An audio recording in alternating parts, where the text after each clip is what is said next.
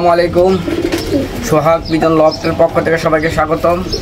আশা করি সবাই ভালো আছেন, আমি আপনাদের দোয়ায় ভালো আছি। আজকে একটা নতুন ভিডিও নিয়ে আসছে হুমা। এই যে হুমা, এই দুইটা নট, এই নট দুইটা আমার, এই নট দুইটা, এই নটটা রেসের এর পায়ে জিপিএস ছিল এই যে কালো জায়গায়। আমি এটা কিনছিলাম ওই কুলার কাছ থেকে কিনছিলাম, কেনার পরে ওদেরকে দিয়া বাচ্চা করছি। দুইটাই নর কবুতর, দুইটাই ধরা, মানুষের কাছ থেকে কালেকশন করা। এই একটা নর, এই একটা নর, এই দুইটা নর মাশাআল্লাহ। ওদের বাচ্চা আমি পাল্লায় আছে, খুব ভালো রেজাল্ট দিতেছে। ওদের বাচ্চা আমার পাল্লায় আছে, দেখাইতেছি আপনাদেরকে, ওদের বাচ্চা দেখাইতেছি। এই যে দুইটা মাদি, এই মাদিগুলো বৈশিষ্ট্য, আমি বাজার থেকে 20 পিস হুমা বাচ্চা কালেকশন করছিলাম। 20 পিসের ভিতরে 2 পিস মারা গেছে, 8 পিস আমি লাগাইছিলাম। তো 8 পিস আমি যেহেতু গিরিবাজ কবুতর পালি, গিরিবাজের সাথে উড়াইছি। উড়ানোর পরে যখন পাল্লায় নামছি, তো পাল্লায় নামার পরে যখন দিকে আমি এদিকটা পাল্লা দিছি, টাঙ্গাইল পেরোইছি, আল্লাহর রহমতে আইছে। যখন মানিকগঞ্জ পেরোইছি আসছে, যখন সংসদ ভবন মারছি আসছে, কাশপুরে মারছি আসছে, কাশপুরে মদনপুর পাড়ে মারার পরে আমার এই 2 পিস টিক স্যার একটাও টিকে নেই, এই পাল্লার ভিতরে সব পড়ে গেছে। তখন বুঝলাম যে ওগুলো আসলে পা রেসিংয়ের না, এই দুইটা মাদি ওরা টিকছে। তারপর থেকে যেখান থেকে স্যার এই দুইটা মাদি চলে আসে।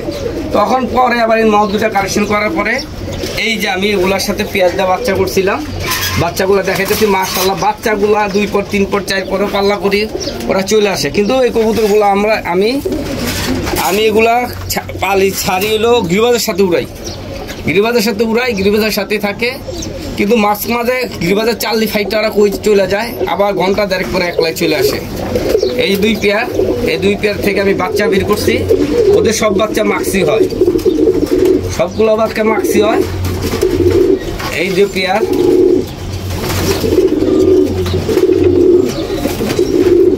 আমি আর বাচ্চাগুলো দেখাইতেছি। এই 1 পেয়ার বাচ্চা, 2টা বাচ্চাই মাদি।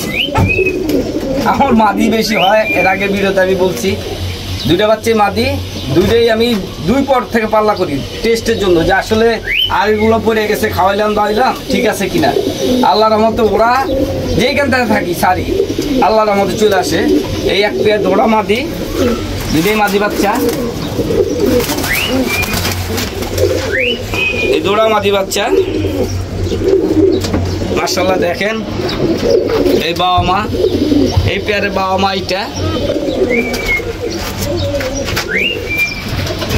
এই হলো দ্বিতীয় পেয়ারের বাচ্চা, এই নিচেরটার বাচ্চা। এর একটা বাচ্চা বিড়ালের মাথা ছিঁড়ে নিয়ে গেছে, আরেকটা বাচ্চা আছে। বাচ্চাটা এখন 7 পরে। এই অবস্থা আর নিয়ে ছেড়ে দিলে চলে আসে। আর আরো আগে ট্রেনিং দিছি, কেন দিছি, যদি এর আগে এতগুলো কবুতর পাল্লার পরে সব পুড়ে গেল গা, আবার যদি বড় করার পরে যদি পুড়ে যায়, এত খাবারের যে দাম, আগেই বাচ্চাকালে পাল্লা দিছি। আমি যেখানে যাই বাইক দিয়ে যাই, বাইক দিয়ে গেলে ওদেরকে নিয়ে যাই, কার্টুনে করে ছেড়ে দেই। আল্লাহর রহমতে বাসা ফোন দিলে চলে আসছে।